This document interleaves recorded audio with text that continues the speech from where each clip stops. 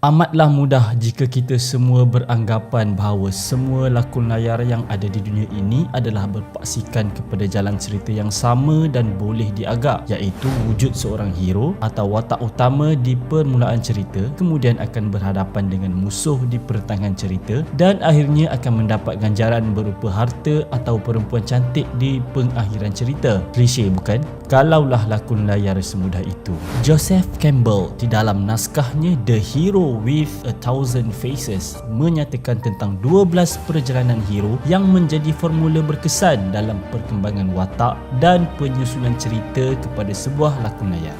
Filem seperti Star Wars, Avatar, The Wizard of Oz, Kung Fu Panda, Spider-Man, Harry Potter, The Matrix dan bermacam lagi sememangnya berjaya dan mengamalkan formula 12 perjalanan hero ini.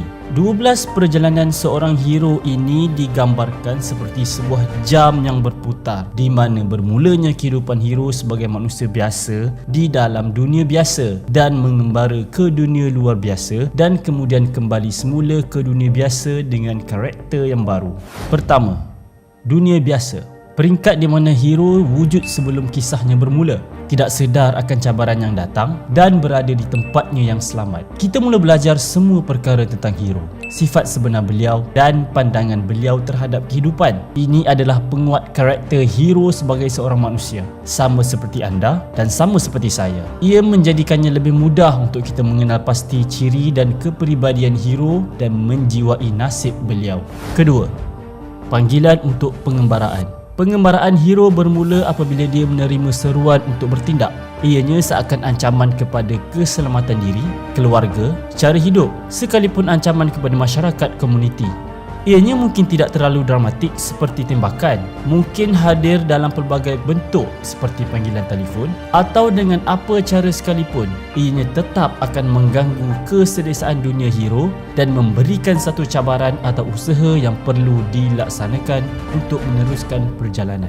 Ketiga, penolakan panggilan. Hero mungkin tidak sabar untuk menerima cabaran. Pada peringkat ini, dia mempunyai kebimbangan yang perlu diatasi. Perasaan ragu-ragu dan sangsi dengan diri sendiri membuatkan beliau rasa adakah dia mampu untuk menghadapi cabaran. Apabila ini berlaku, hero akan menolak seruan dan hasilnya mungkin dia akan menderita. Masalah yang sedia ada mungkin terlalu banyak untuk dikendalikan dan keselesaan di rumah mungkin lebih menarik perhatiannya dari menghadapi bahaya di luar sana. Ini juga akan menjadi tindak balas terhadap diri kita sendiri dan sekali lagi membantu kita untuk bersama-sama dengan hero yang tidak mahu menjadi seorang hero.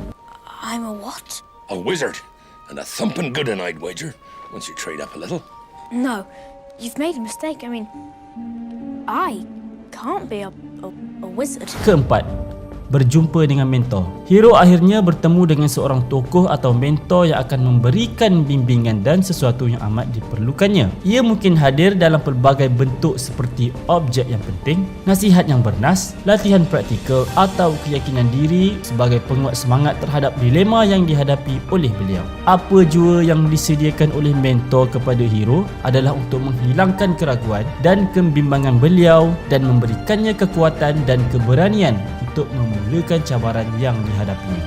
Kelima, melewati ambang. Hero kini sedia untuk bertindak atas seruan untuk pengemaraan dan memulakan usahanya, sama ada fizikal, rohani atau emosi. Ambang yang dilewati mungkin secara rela atau boleh dipaksa, akhirnya berjaya merentasi cabaran di antara dunia yang biasa kepada dunia yang tidak biasa untuknya. Beliau mungkin meninggalkan rumahnya buat pertama kali, atau dia melakukan sesuatu yang paling ditakuti atau tidak pernah terfikir untuk dilakukan.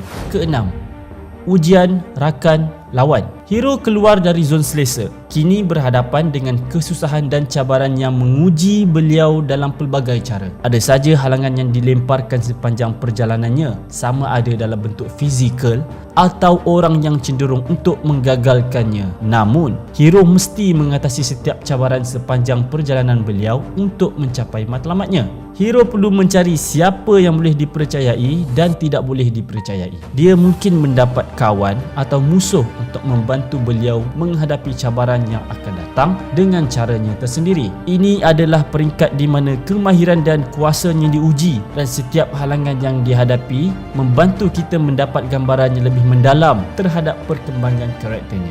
Ketujuh, pendekatan ke gua yang paling dalam. Gua yang paling dalam mewakili banyak perkara dalam cerita hero.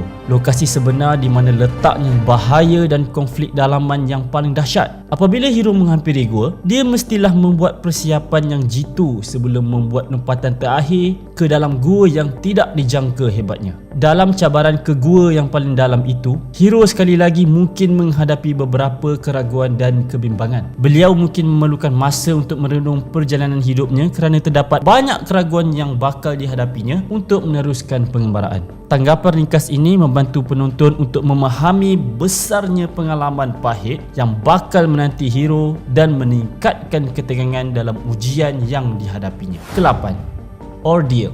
Pengalaman paling perit ini boleh jadi ujian fizikal berbahaya atau krisis dalaman yang paling dahsyat dalam usaha untuk terus hidup atau wujud. Sama perlu menghadapi ketakutan yang paling besar atau lawan yang paling berbahaya. Hero mesti melakukan kesemua kemahirannya dan mengumpul kesemua pengalaman untuk ke gua yang paling dalam. Hero akan melalui beberapa bentuk kematian yang boleh membuatkannya dilahirkan semula dengan kuasa, atau matlamatnya perlu lebih besar untuk mencapai perjalanan akhir hidup beliau. Saat ini adalah kemuncak cerita hero dan penentuan cerita hidupnya. Jika dia gagal, dia akan mati atau hidupnya tidak akan sama lagi seperti kebiasaannya. Ke-9, ganjaran. Selepas berhadapan dengan musuh, hero akhirnya berubah menjadi sebuah manusia yang baru, muncul dari pertempuran sebagai seorang yang kuat. Ganjaran mungkin datang dalam pelbagai bentuk, sama ada sebuah objek yang amat penting atau berkuasa, sebuah rahsia, pengetahuan yang lebih besar atau menjadi lebih bijak, atau pertemuan dengan orang yang dikasihi. Apa jua ganjaran yang diberikan, hero mesti mengetepikan niat untuk meraihkannya dan bersedia untuk perlawanan terakhir dalam hidupnya. 10. Perjalanan pulang. Di tahap ini, perjalanan hidup hero mengingatkan kembali kepada saat beliau melalui cabaran pertama di peringkat permulaannya. Kini dia mesti pulang ke rumah bersama ganjarannya, tetapi kali ini sangkaan bahaya digantikan dengan pujian dan mungkin pengampunan. Perjalanan hero masih belum selesai dan masih memerlukan pusingan terakhir untuk kembali ke dunia biasa. Ini adalah saat di mana hero mesti memilih antara objektif kehidupan peribadinya atau sebab dan punca fundamental yang paling utama. Ke-11, kebangkitan. Ini adalah kemuncak di mana hero mesti mempunyai pertemuan paling berbahaya atau hampir dengan kematian. Pertempuran terakhir ini mewakili sesuatu yang jauh lebih besar daripada kewujudan hero sendiri dan akan memberikan impak kepada dunia biasa hero dan kehidupan orang-orang yang ditinggalkannya. Jika dia gagal, maka yang lain akan menderita. Ini bukan sahaja meletakkan beban yang lebih berat ke atas bahunya, tetapi dalam sebuah filem, kita mesti genggam perasaan penonton supaya mereka juga dapat menjiwai konflik akhir hero dan berkongsi harapan bersamanya. Akhirnya hero akan berjaya memusnahkan musuhnya dan dilahirkan semula dalam keadaan yang baru. Ke-12, pulang bersama Elixir. Peringkat akhir perjalanan hero, beliau pulang ke dunianya yang asal sebagai seorang yang baru. Hero membesar sebagai manusia, belajar banyak perkara, tetapi kini berharap untuk permulaan kehidupan yang baru dan lebih bermakna. Kepulangan membawa harapan baru kepada mereka yang ditinggalkannya, penyelesaian kepada masalah sebelumnya, atau mungkin memberikan perspektif baru untuk masyarakat. Ganjaran akhir yang beliau dapat mungkin secara literal atau metafora. Ia boleh menjadi sebab untuk diraikan kesedaran diri untuk menamatkan perselisihan, tetapi apapun, ia mewakili 3 perkara, iaitu perubahan, kejayaan dan bukti perjalanan kehidupannya. Kepulangannya juga mungkin boleh memberi tanda penyelesaian cerita watak utama. Akhirnya, hero akan kembali ke dunia asal di mana beliau bermula, tetapi ianya tidak akan sama lagi seperti kehidupan sebenar yang sebelumnya. 12 perjalanan hero ini adalah sekadar panduan untuk membantu menyusun cerita dan memahami jenis dan naratif. Kami percaya bahawa gabungan baik antara kreativiti dan formula ini akan menjanjikan sebuah lakon layar yang padat dan menghibur.